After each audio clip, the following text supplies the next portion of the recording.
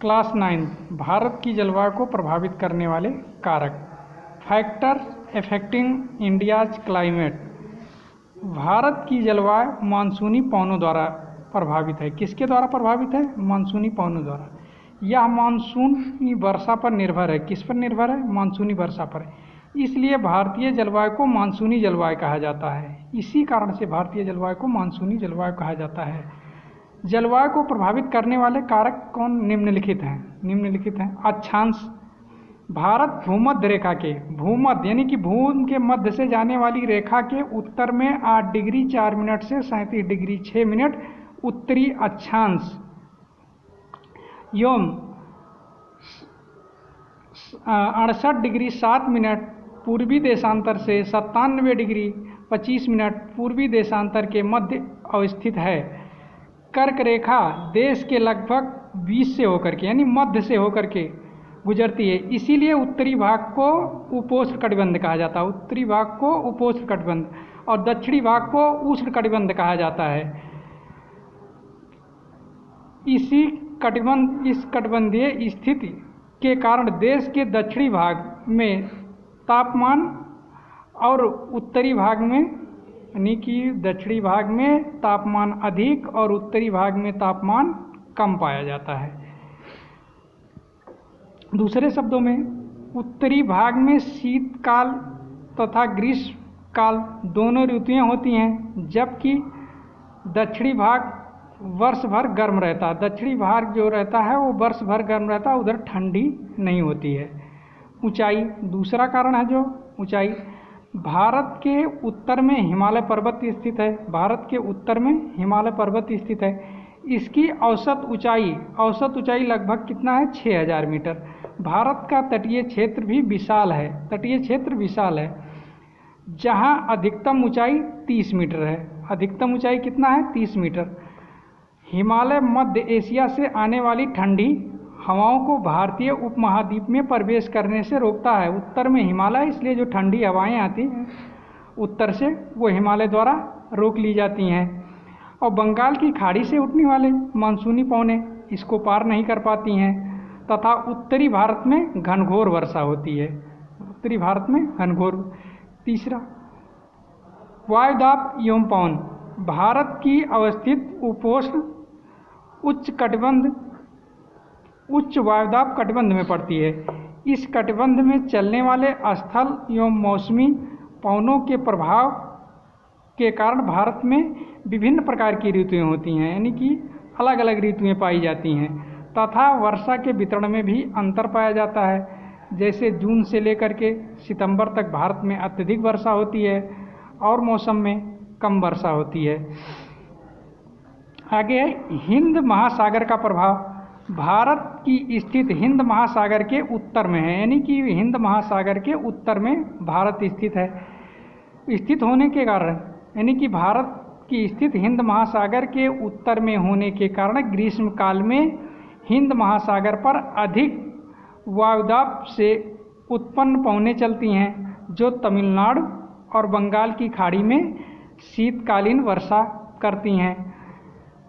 बंगाल की खाड़ी में ग्रीष्म काल में चक्रवात के कारण भारी वर्षा होता है। जो गर्मी के समय में चक्रवात आएगा उसके कारण से वर्षा होती है। बंगाल की खाड़ी में यानी कि जितने समुद्र तटीय प्रदेश होंगे, तमिलनाडु, पश्चिमी बंगाल, सीमांध्र, उड़ीसा, इन क्षेत्रों में समुद्र से दूरी का प्रभाव। भारत की तटीय हिस्सों में जो जलवायु होती है यानी कि समुद्र तट के क्षेत्र में सम होती है। जैसे मुंबई में जनवरी का तापमान 34 डिग्री सेंटीग्रेड तथा जुलाई का तापमान 37 डिग्री सेंटीग्रेड रहता है, यानी कि 24 और 37 यानी कि बहुत कम अंतर आया। और जैसे हम उत्तर भारत में देखते हैं तो यहाँ पर टेम्परेचर 4-5 डिग्री चला जाता है कब ठंडी के समय में, और गर्मी के समय में ये 40, 42, 45 तक पहुँच जाता है। आगे धरातल का प्रभाव। भारतीय जलवायु पर धरातल का प्रभाव भी पड़ता है। पर्वतों के सम्मुख ढाल होने के कारण पश्चिमी घाट एवं असम में अधिक वर्षा होती है, लेकिन दक्षिणी पठार विमुख ढाल होने के कारण वृक्ष छाया में रहने के कारण शुष्क रहता है। अरावली पर्वत मानसूनी पवनों के समांतर अवस्थित होने के कारण मानसूनी पवनों को रोक नहीं पाती है, जिसके कारण राजस्थान में कम वर्षा होती है। यानी कि जब अगर अरावली पर्वत मानसूनी पवनों को रोकती तो वहाँ पर वायु जब टकराती तो वर्षा होती, वो रोक नहीं पाती, वो हिमालय पर्वत से जाके रुकती है। इस कारण से राजस्थान में जो है वर्षा का अभाव पाया जाता है, यानी कम वर्षा होती। इस प्रकार भारत का धरातल यहाँ के तापक्रम, वायु तथा वर्षा के नियंत्रण में महत्वपूर्ण भूमिका निभाता है। पर्वतीय प्रदेशों में तापमान कम रहता है, जबकि मैदानी भागों में तापक्रम अधिक पाया जाएगा, अधिक तापमान पाया जाएगा। आगे चक्रवात, साइक्लोन। भारत की जलवायु में चक्रवात भी एक प्रभावी कारक है। शीतकाल में पंजाब तथा उत्तर प्रदेश में रूम सागर से आने वाले चक्रवातों द्वारा वर्षा होती है। अप्रैल तथा अक्टूबर के महीने में बंगाल की खाड़ी से चलने वाले चक्रवात बहुत अधिक वर्षा कराते हैं। यानी कि चक्रवात कब आता है? ये अप्रैल से लेकर के अक्टूबर के मध्य में बंगाल की खाड़ी से उठेगा, तटीय प्रदेशों को प्रभावित करेगा। जेट प्रवाह, जेट स्ट्रीम 25 डिग्री उत्तरी अक्षांश के ऊपर तेज गति से उच्च तलीय वायु धारा बहती है, जिसे जेट प्रवाह कहते हैं। जेट प्रवाह कितने पे चलती है? 25 डिग्री उत्तरी अक्षांश के ऊपर, और तीव्र गति से हवा चलेगी। जेट प्रवाह भारतीय मौसम तंत्र पर कई प्रकार से प्रभाव डालेंगे, जैसे मानसून विस्फोट के लिए यही जेट पवनें उत्तरदायी होती हैं।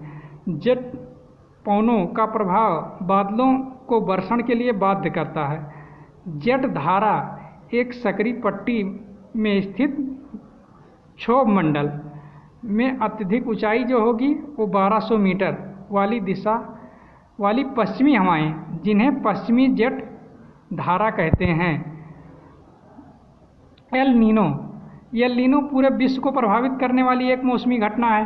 भारत की मानसूनी जलवायु भी इस घटना को प्रभावित करती है। इस घटना से पूर्वी प्रशांत महासागर के पेरू तट पर गर्म धारा प्रकट होती है, जिसका प्रभाव हिंद महासागर पर पड़ता है।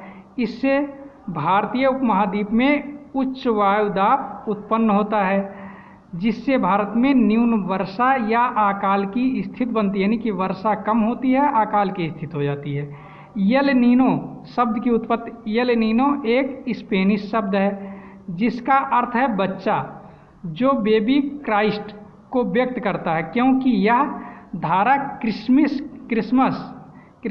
के समय बहना शुरू करती है। इसी कारण से इसको एल नीनो